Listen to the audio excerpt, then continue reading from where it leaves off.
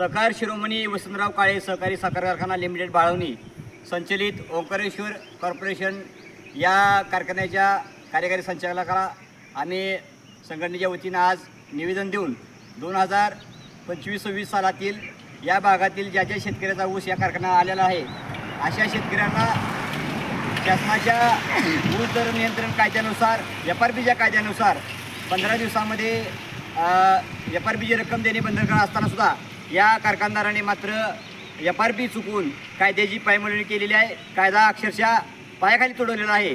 तरी आम्ही संबंधित या कारखान्याचे कार्यकारी संचालक श्री साळुंखे साहेब यांना निवेदन दिलेलं आहे की तुम्ही 8 दिवसामध्ये शेतकऱ्याची FRP शेतकऱ्याच्या खात्यावर जमा करा, अन्यथा येणाऱ्या काळामध्ये 8 दिवसामध्ये आम्ही शेतकरी संघटना तीव्र आंदोलन केल्याशिवाय स्वस्थ बसणार नाही.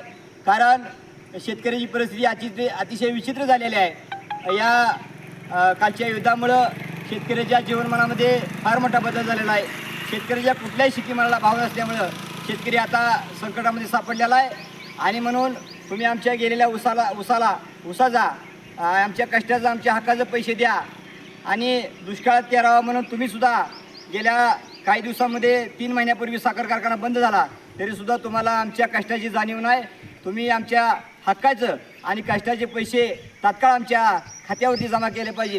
परंतु या कारखान्याचं नाव जरी बदललं असलं तरी मागच्या चेअरमनमध्ये आणि तुमच्या चेअरमनमध्ये काय बदल झाला म्हणजे सखाराम गेला आणि तुकाराम आला अशी अवस्था या ठिकाणी झालेली आहे.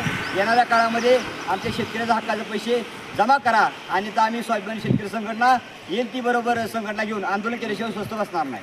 हा आमचा इशारा आहे.